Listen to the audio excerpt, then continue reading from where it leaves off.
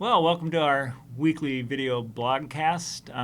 Tim Weigle and with the New York State IPM program. Today we're going to talk about bioindicators and IPM. The general definition of a bioindicator is a living organism that tells you what's going on with the environment.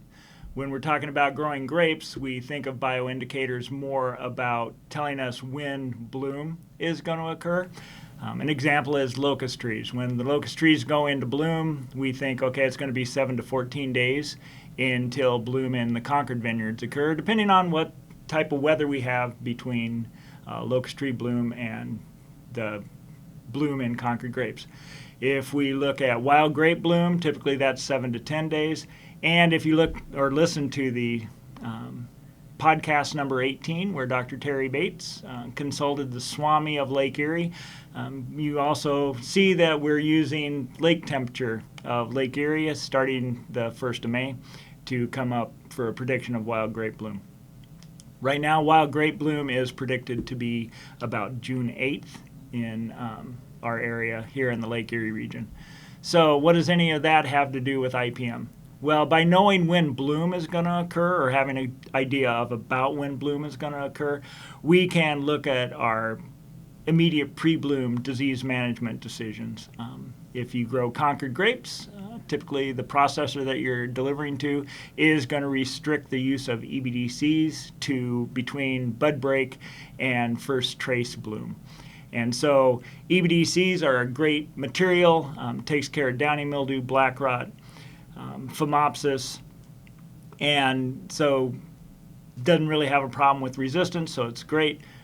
Relatively inexpensive. We want to make sure that we get our materials on, and if you've paid attention over the years, you know that bloom, the immediate pre-bloom, immediate post-bloom, is the time when all 4 major diseases are really peaking, the primary inoculum. So if we can do a good job of taking care of our primary infections by getting a spray on during that period of time, we won't have the secondary infections later on to deal with. So we're looking at, okay, when's bloom going to occur? Do I need to shorten my spray intervals to make sure that I get my EBDC plus a material for powdery mildew on? So that's where we use the bioindicators for that. Wild grape bloom, another way that we use wild grape bloom as a bioindicator is we use it as a biofix for the phenology-based degree day model for grape berry moth that you can find on NEWA. That's the Network for Environment and Weather Applications, newa.cornell.edu, which will give us models for the major diseases and grape berry moth. Biofix basically is, okay, once we hit wild grape bloom, we can start accumulating degree days. Research has shown for grape berry moth that it takes 810 degree days using a base temperature of 47.14 degrees Fahrenheit. And to learn more about degree days, you can go on to NEWA and look for information on degree days and the base temperatures.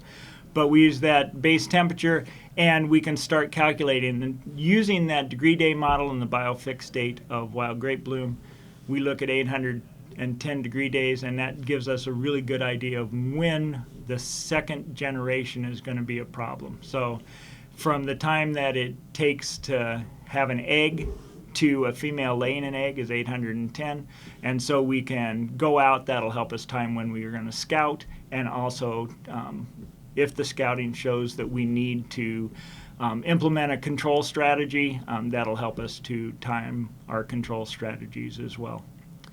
So as always, if you have questions about implementing a vineyard IPM strategy in your vineyards, feel free to contact me or any member of the Lake Erie Regional Grape Program. And if you have any ideas of what we should cover in our weekly video blogs, please leave that in the comment sections below.